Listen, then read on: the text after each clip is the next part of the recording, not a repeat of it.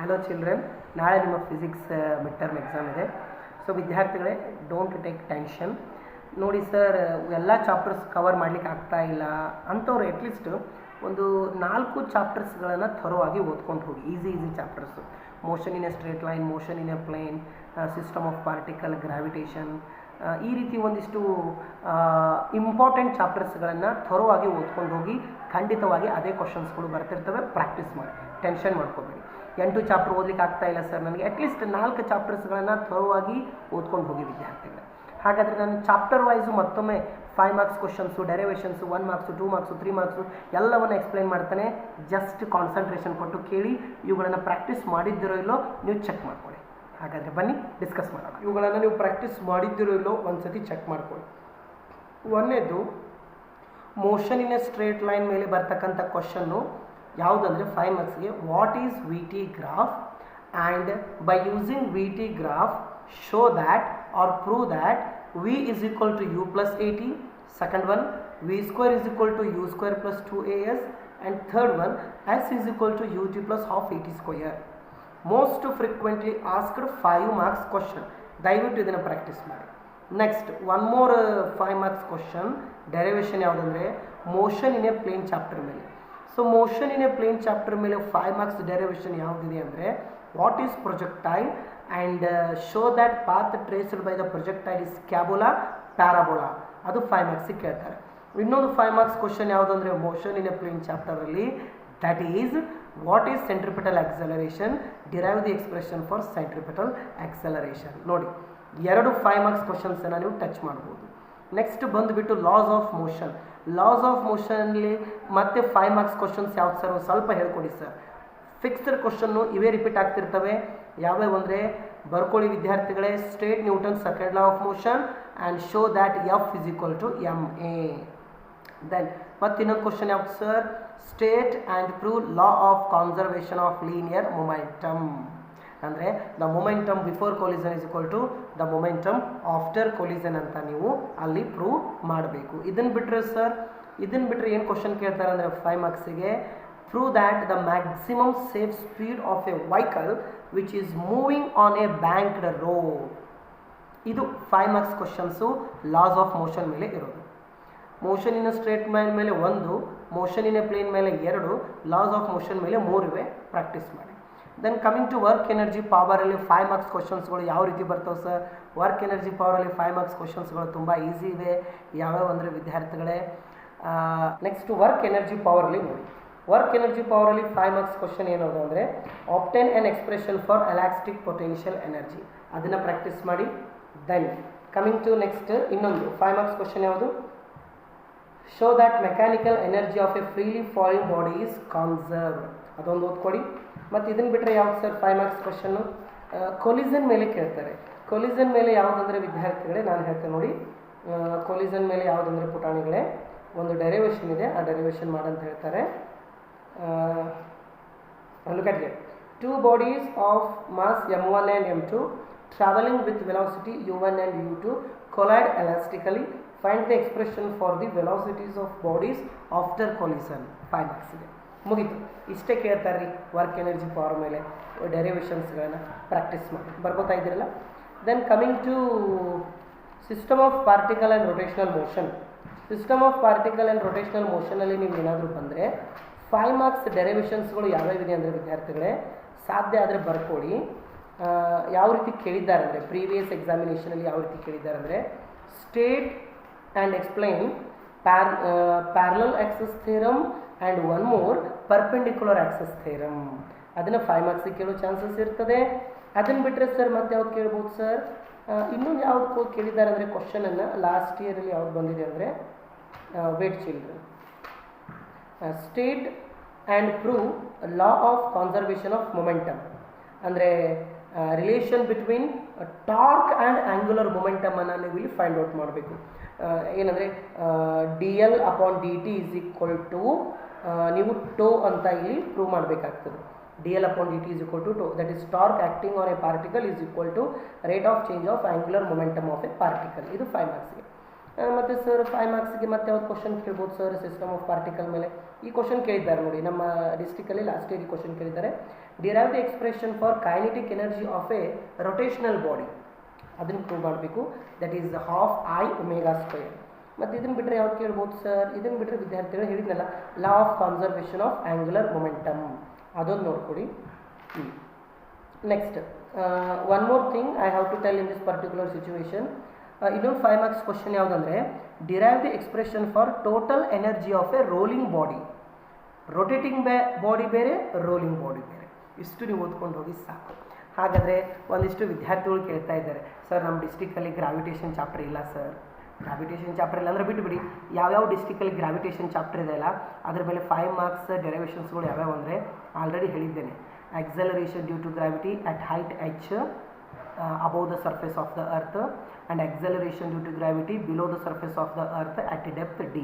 ಇದನ್ನು ಬಿಟ್ಟರೆ sir gravitational potential energy derivation escape speed derivation and Kepler's laws of planetary motion ಈಗ ನಾ ಏನು ಹೇಳಿದ್ದೀನಲ್ಲ ಇಷ್ಟು ಡೆರಿವೇಷನ್ಸ್ಗಳನ್ನು ನೀವು ಮಾಡ್ಕೊಂಡು ಹೋಗಿ ಕಂಪ್ಲೀಟ್ 20 ಮಾರ್ಕ್ಸ್ ನಿಮಗೆ ಸಿಗ್ತವೆ ಎಸ್ ವೆರಿ ಗುಡ್ ಹಾಗಾದರೆ sir 3 marks questions 1 marks questions 2 marks questions ಯಾವ ರೀತಿ ಬರ್ತವೆ ಸರ್ ಒಂದು 3 ನಿಮಿಷದಲ್ಲಿ ಎಕ್ಸ್ಪ್ಲೇನ್ ಮಾಡ್ತಾನೆ ನೆನಪಿಟ್ಕೊಳ್ಳಿ ಫಿಸಿಕಲ್ ವರ್ಡಲ್ಲಿ 1 ಮಾರ್ಕ್ಸ್ 2 ಮಾರ್ಕ್ಸ್ ಕ್ವಶನ್ಸ್ ಯಾವ ಹೇಗೆ ಬರ್ತವೆ ಅಂದರೆ mention the strongest force in the nature mention the weakest force in the nature and mention the fundamental forces in our nature weakest force gravitation ಅಂತ ಬರೀರಿ confuse ಆಗಬೇಡಿ strongest force strong nuclear force ಅಂತ ಬರೀರಿ ಮತ್ತು physical ವರ್ಡಲ್ಲಿ ಯಾವ ರೀತಿ question ಬರ್ಬೋದು sir 1 marks 2 marks ಎಲೆಕ್ಟ್ರಾನನ್ನು ಯಾರು ಕಂಡು ಹಿಡಿದ್ರು ಪ್ರೋಟಾನನ್ನು ಯಾರು ಕಂಡು ಹಿಡಿದ್ರು ನ್ಯೂಟ್ರಾನನ್ನು ಯಾರು ಕಂಡು ಹಿಡಿದ್ರು ನ್ಯೂಟ್ರಾನ್ ಅಂದರೆ ಚಾಡ್ವಿಕ್ ಬರೀರಿ ಎಲೆಕ್ಟ್ರಾನ್ ಅಂದರೆ ಥಾಮ್ಸನ್ ಬರೀರಿ ಆಮೇಲೆ ಈ ರೀತಿ ಪ್ರಶ್ನೆ ಕೇಳ್ಬೋದು ಯಾವ ರೀತಿ ಕೇಳಿದ್ರೆ ಅಂದರೆ ಒಂದು ಸತಿ ಎಕ್ಸಾಮಲ್ಲಿ ರಾಕೆಟ್ ಯಾವ ಪ್ರಿನ್ಸಿಪಲ್ ಮೇಲೆ ಹಾರಾಡ್ತದೆ law of conservation of linear momentum ಮತ್ತು ಇನ್ನೊಂದು Newton's third law of motion ಈ ರೀತಿ ಪ್ರಿನ್ಸಿಪಲ್ಸ್ಗಳನ್ನು ಕೇಳೋ ಚಾನ್ಸಸ್ ಇರ್ತದೆ ಯೂನಿಟ್ಸ್ ಆ್ಯಂಡ್ ಮೆಜರ್ಮೆಂಟ್ ಮೇಲೆ ನೀವು ಏನಾದರೂ ಬಂದರೆ 2 ಮಾರ್ಕ್ಸು 3 ಮಾರ್ಕ್ಸ್ಗೂ 1 ಮಾರ್ಕ್ಸ್ ಕ್ವಶನ್ಸನ್ನು ಈಸಿಯಾಗಿ ನಾವು ಪ್ರೆಡಿಕ್ಟ್ ಮಾಡ್ಬೋದು ಯಾವ ರೀತಿ ಸರ್ ಒಂದು ಫಿಸಿಕಲ್ ಕ್ವಾಂಟಿಟಿಯನ್ನು ಕೊಟ್ಟುಬಿಟ್ಟು ಅದರ ಎಸ್ ಐ ಯೂನಿಟನ್ನು ಕಂಡುಹಿಡಿ ಅಂತಾರೆ ಫಾರ್ ಎಕ್ಸಾಂಪಲ್ ಎನರ್ಜಿ ಆಗಿರ್ಬೋದು linear momentum angular momentum torque force ಈ ರೀತಿ ಅವುಗಳ S I unit dimensional formula ಕಂಡುಹಿಡಿ ಅಂತಾರೆ ಅವು ಒಂದಿಷ್ಟು ನೋಡ್ಕೊಂಡು ಹೋಗಿ ಮತ್ತು ಇನ್ನೊಂದು ಎಕ್ಸಾಮಲ್ಲಿ what is the S I unit of solid angle and plane angle ಅಂತ ಕೇಳಿದ್ದಾರೆ ಮತ್ತು define solid angle define plane angle ಅಂತ ಕೇಳಿದ್ದಾರೆ ಅದನ್ನು ಬಿಟ್ಟರೆ what are the fundamental basic units ಅಂತ ಕೇಳ್ತಾರೆ and what are the fundamental basic units and what are the derived basic units ಅಂತ ಡೆಫಿನೇಷನ್ ಕೇಳ್ತಾರೆ ಇದನ್ನು ಬಿಟ್ಟರೆ what is dimensional analysis mention the applications of dimensional analysis applications even ನೋಡಿ applications ನೋಡಿ to derive the equation to check the correctness of equation and to convert one system to another system error ಮೇಲೆ questions ಬರ್ತವೆ error ಅಂದ್ರೆ ಏನು types of error ಕೇಳ್ತಿರ್ತಾರೆ ಮತ್ತು ಇದನ್ನು ಬಿಟ್ಟರೆ ಏನು ಕೇಳ್ಬೋದು ಸರ್ ಒಂದು ಇಕ್ವೇಷನನ್ನು ಕೊಟ್ಟು ಅದು ಡೈಮೆನ್ಷನಲಿ ಕರೆಕ್ಟ್ ಇದೆಯೋ ಇಲ್ಲ ಅಂತ check ಮಾಡಂತಾರೆ v is equal to u plus at ಕೊಟ್ಟು ಇದು ಡೈಮೆನ್ಷನಲಿ ಕರೆಕ್ಟ್ ಇದೆಯೋ ಇಲ್ಲೋ ಚೆಕ್ ಮಾಡಿ s is equal to ut plus half at square ಕೊಟ್ಟು ಇದು ಡೈಮೆನ್ಷನಲಿ ಕರೆಕ್ಟ್ ಇದೆಯೋ ಇಲ್ಲೋ ಅಂತ ಚೆಕ್ ಮಾಡಿ ಅಂತಾರೆ ಆ ರೀತಿ ಇಕ್ವೇಷನ್ಸ್ಗಳನ್ನು ಕೊಟ್ಟು ಚೆಕ್ ಮಾಡಂತಾರೆ ಅವೊಂದಿಷ್ಟು ನೋಡ್ಕೊಂಡು ಹೋಗ್ರೋ ಸಾಕು ಮತ್ತು ಸರ್ ಪ್ಯಾರಲೆಕ್ಸ್ ಮೆಥಡ್ ಮೇಲೆ ಕ್ವಶನ್ ಕೇಳೋ ಚಾನ್ಸಸ್ ಇದೆ ಒಂದು ಸ್ವಲ್ಪ ನೋಡ್ಕೊಳ್ಳಿ what is parallax method and its procedure ಒಂದು ಸ್ವಲ್ಪ ನೋಡ್ಕೊಂಡು ಹೋಗಿ ಸಾಕು ಮತ್ತು ಸರ್ ನೀವು ಏನಾದರೂ motion in straight line chapter ಮೇಲೆ 1 ಮಾರ್ಕ್ಸ್ 2 ಮಾರ್ಕ್ಸ್ 3 ಮಾರ್ಕ್ಸ್ ಕ್ವಶನ್ಸ್ ಯಾವ ರೀತಿ ಅಂದರೆ ಫಸ್ಟ್ ಕ್ವಶನೇ mention the differences between speed and velocity mention the differences between distance and displacement define uniform speed define uniform speed non-uniform speed instantaneous speed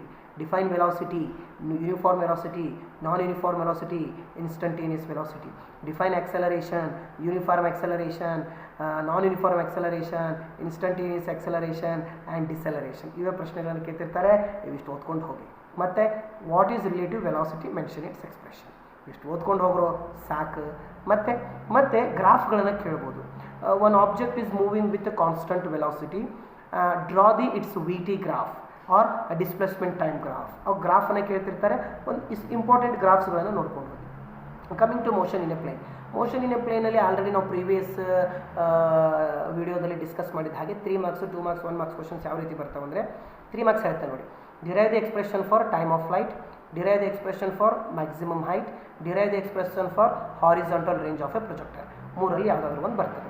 ಇದನ್ನು ಬಿಟ್ಟರೆ sir, ಇದನ್ನು ಬಿಟ್ಟರೆ ಪುಟಾಣಿಗಳು ಯಾವ್ದು ಬರ್ತದಂದರೆ mention the differences between scalar and vectors, state and explain triangle of vector addition, state and explain parallelogram law of vector addition.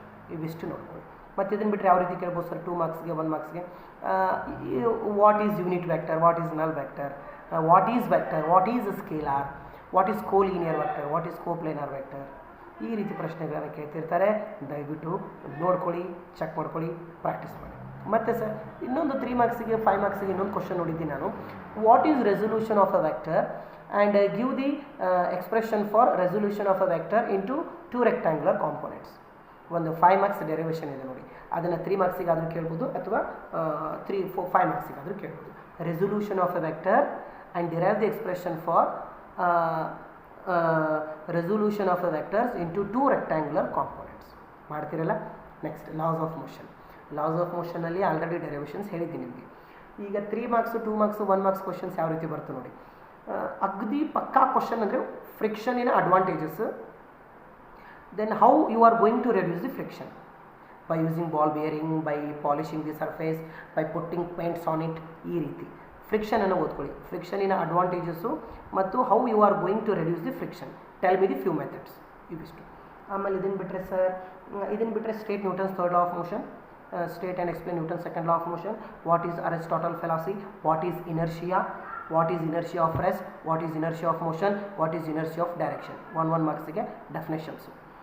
What is impulse and mention the expression for impulse, mention its dimensional formula and mention its SI unit. Impulse ಮೇಲೆ questions ಕೇಳ್ತಾರೆ, ನೋಡ್ಕೊಳ್ಳಿ. Definition ನೋಡ್ಕೊಳ್ಳಿ, SI unit ನೋಡ್ಕೊಳ್ಳಿ, dimensional formula ನೋಡ್ಕೊಳ್ಳಿ. ಮತ್ತೇನು question ಬರ್ಬೋದು sir motion in a plane ಮೇಲೆ? ಇಷ್ಟೇ ರೀ, ಇಷ್ಟು ನೋಡ್ಕೊಂಡು ಹೋಗಿ ಸಾಕಂತ ನನಗೆ ಅನಿಸ್ತದೆ. ಯಾಕಂದರೆ ಟೈಮ್ ಕಡಿಮೆ ಇದೆ, ರೆಪಿಟೇಷನ್ ಮಾಡ್ಕೊಳ್ಳಿ. ಮತ್ತು ವರ್ಕ್ ಎನರ್ಜಿ ಪವರ್ ಮೇಲೆ ಬಂದರೆ 5 ಮಾರ್ಕ್ಸ್ ಆಲ್ರೆಡಿ ಹೇಳಿಬಿಟ್ಟಿದೆ. 3 ಮಾರ್ಕ್ಸ್ 2 ಮಾರ್ಕ್ಸ್ 1 ಮಾರ್ಕ್ಸ್ ಹೇಳ್ತೇನೆ ನೋಡಿ. ಅಗದಿ ಪಕ್ಕ ಕ್ವಶನ್ ಅಂದರೆ what is collision, mention the types of collisions or mention the differences between elastic collision and inelastic collisions. Then ಇದನ್ನು ಬಿಟ್ಟರೆ ಸರ್, ಇದನ್ನು ಬಿಟ್ಟರೆ what are conservative forces, non conservative forces and give few examples ಕೊಡು ಅಂತ ಹೇಳ್ತಾರೆ. Then work energy theorem for constant force, work energy theorem for variable force. Okay. Then work done ಮೇಲೆ questions ಬರ್ತವೆ. ಹೇಗೆಂದರೆ prove that W is equal to F into V ಅಂತಿದೆ ನೋಡಿ. Prove that W is equal to F dot V ಅಂತಿದೆ. ಅದನ್ನು 3 ಮಾರ್ಕ್ಸಿಗೆ derivation ಕೇಳ್ತಾರೆ. ಅದನ್ನು ಬಿಟ್ಟರೆ ಸರ್, ಅದನ್ನು ಬಿಟ್ಟರೆ derive the expression for kinetic energy of A object of mv² ಅಂತ ನೀವು ಪ್ರೂವ್ ಮಾಡಬೇಕು. ಮತ್ತು ಯಾವ ರೀತಿ ಕೇಳ್ಬೋದು ಸರ್ ಕ್ವಶನ್ನು?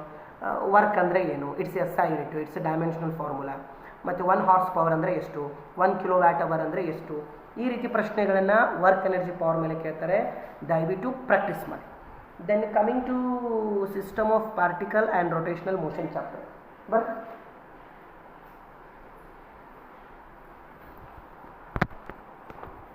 practice ಮಾಡಿ. Then what about system of particle and rotational motion sir? Already derivations ಅನ್ನು ಹೇಳಿದ್ದೀನಿ. ಈಗ ನಾನು ಏನು ಮಾಡ್ತೇನೆ ಅಂದರೆ 3 ಮಾರ್ಕ್ಸು 2 ಮಾರ್ಕ್ಸು 1 ಮಾರ್ಕ್ಸ್ ಕ್ವಶನ್ಸನ್ನು ಹೇಳ್ತೇನೆ ನೋಡಿ. ಆಲ್ರೆಡಿ ಹೇಳಿದ್ದೇನೆ ಮತ್ತು ಇನ್ನೊಂದ್ಸತಿ ರಿಪಿಟೇಷನ್ ಮಾಡ್ತೇನೆ ನೋಡಿ, ನಿಮ್ಗೆ ಅನುಕೂಲ ಆಗ್ತದೆ. What is moment of inertia? It's SI unit. What is radius of gyration? It's SI unit. Then center of mass ಅಂದರೆ ಏನು, rigid body ಅಂದರೆ ಏನು, what is center of mass, what is rigid body, ಈ ರೀತಿ ಪ್ರಶ್ನೆಗಳನ್ನು ಕೇಳ್ಬೋದು. ಮತ್ತು ಯಾವ ರೀತಿ ಪ್ರಶ್ನೆಗಳು ಬರ್ಬೋದು ಅಂದರೆ what is torque and derive the expression for torque. Tau is equal to let me check. Tau is equal to R cross F or tau is equal to RF sin theta. Torque equation ಅನ್ನು ಓದ್ಕೊಳ್ಳಿ. ಮತ್ತು angular momentum ಅಂದ್ರೇನು, angular velocity ಅಂದ್ರೇನು, angular acceleration ಅಂದ್ರೇನು, ಒಂದು 3 ಮಾರ್ಕ್ಸಿಗೆ ಒಂದು derivation ಕೇಳ್ತಾರೆ. V is equal to R omega, the relation between linear velocity and angular velocity. V is equal to R omega. ಮತ್ತು ಇನ್ನೊಂದು ಏನಂದರೆ ನೋಡಿ ಬರ್ಕೊಳ್ಳಿ ಇದನ್ನು. what do you mean by equilibrium of a rigid body? State conditions for the equilibrium of a body. ಅಲ್ಲಿ 2 conditions ಇವೆ. First condition ಮತ್ತು 2 condition ಇದೆ. ಫಸ್ಟ್ ಕಂಡೀಷನ್ನಲ್ಲಿ ನೀವೇನು ಮಾಡಬೇಕಂದ್ರೆ 2 ಇಕ್ವಿಲಿಬ್ರಿಯಮ್, ಒಂದು ಟ್ರಾನ್ಸ್ಲೇಷನಲ್ ಇಕ್ವಿಲಿಬ್ರಿಯಮು ಮತ್ತೊಂದು ರೊಟೇಷನಲ್ ಇಕ್ವಿಲಿಬ್ರಿಯಮ್. ಅವೆರಡನ್ನು ಡಿಫೈನ್ ಮಾಡ್ಕೊಂಡು ಓದ್ಕೊಂಡು ಹೋಗಿ. What is couple, what is centre of gravity, ಮತ್ತು ಆಯಿತು, ಇಷ್ಟು ನೀವು ಓದ್ಕೊಂಡು ಹೋದರೆ ಸಾಕು ವಿದ್ಯಾರ್ಥಿಗಳು. Then coming to gravitation chapter. ನೀವು ಗ್ರಾವಿಟೇಷನ್ ಚಾಪ್ಟರ್ ಮೇಲೆ ಯಾವ ರೀತಿ ಕ್ವಶನ್ಸ್ ಬರ್ತವೆ ನೋಡಿ, ಇಷ್ಟು ಓದ್ಕೊಂಡು ಹೋಗಿ ಸಾಕು. 3 marks, 2 marks, 1 marks ಕ್ವಶನ್ಸ್ ಯಾವ ರೀತಿ. State and explain universal of gravitation 3 marks, 1 marks, 2 marks. Next mention the SI unit of capital G, mention the value of capital G, mention the dimensional formula of capital G, small g ಅಲ್ಲ capital G, universal gravitational constant. Next derive the expression for acceleration due to gravity, g is equal to gm upon r square. What is the value of small g on the surface of the earth? 9.8 meter per second square. It's SI unit, meter per second square. It's a dimensional formula, L raised to 1 t raised to minus 2. ಇದಿಷ್ಟು. ಮತ್ತೆ ಇದನ್ನು ಬಿಟ್ಟರೆ sir escape speed ಅಂದರೆ ಏನು, orbital speed ಅಂದರೆ ಏನು, what is the value of escape speed on the surface of the earth 11.2 km per second. What is orbital speed on the surface of the earth? 7.92 km per second. What is the relation between escape speed and orbital speed? VE is equal to square root of 2 V naught. Then derive the expression for orbital velocity for 3 marks. Then ಮತ್ತೆ polar satellite ಅಂದ್ರೇನು ಮತ್ತು Jio stationery satellite ಅಂದ್ರೇನು. Jio stationery ಸ್ಯಾಟಲೈಟಿನ time period ಎಷ್ಟು ಇರ್ತದೆ 24 hours. Jio stationery ಸ್ಯಾಟಲೈಟಿನ height ಎಷ್ಟು 36,000 km. ಮತ್ತು Jio stationery ಸ್ಯಾಟಲೈಟಿನ applications ಯೂಸಸ್ಸನ್ನು ಒಂದು 3 ಯೂಸಸ್ಸನ್ನು ನೋಡ್ಕೊಂಡು ಹೋಗಿ ಸಾಕು. ಪೋಲಾರ್ ಸ್ಯಾಟಲೈಟ್ ಅಂದರೆ ಏನು, ಪೋಲ್ ಟು ಪೋಲ್ ರೊಟೇಟ್ ಆಗ್ತವೆ, ನಾರ್ತಿಂದ ಸೌತ್ ಪೋಲ್, ಸೌತಿಂದ north pole. Geostationary satellite ಈಸ್ಟಿಂದ ವೆಸ್ಟ್, ವೆಸ್ಟಿಂದ ಈಸ್ಟ್ಗೆ ರೊಟೇಟ್ ಆಗ್ತವೆ. What is the height of the polar satellite 800 to 1000 km. What is the time period of the polar satellites, what is the height of the polar satellite 800 to 1000. Geostationary 36,000 km. Then what is the time period of the polar satellite, around 100 minutes ಅಂತ ಬರೀಬೇಕು. So ಇಷ್ಟು ನೀವು ಓದ್ಕೊಂಡು ಹೋದರೆ ಸಾಕಂತ ನನಗೆ ಅನಿಸ್ತದೆ. Then Kepler's laws of planetary motion ಅನ್ನು ಸ್ವಲ್ಪ ನೋಡ್ಕೊಂಡು ಹೋಗಿ ಲಾಸ್ಗಳನ್ನು ಕೇಳೋಣ. ಸೊ ನೀವು ಎಷ್ಟು ಓದಿರಿ ಅಷ್ಟು ಪ್ರಾಕ್ಟೀಸ್ ಮಾಡಿ, ಡೋಂಟ್ ಟೇಕ್ ಟೆನ್ಷನ್. ಅಟ್ಲೀಸ್ಟು ನಿಮಗೆ ಅಷ್ಟು ಚಾಪ್ಟರ್ ಓದಲಿಕ್ಕೆ ಆಗ್ತಾ ಇಲ್ಲ ಅಂದರೆ ಅಟ್ಲೀಸ್ಟ್ ಒಂದು 4 ಚಾಪ್ಟರ್ನ ಥರವಾಗಿ ಓದ್ಕೊಂಡು ಓಕೆ.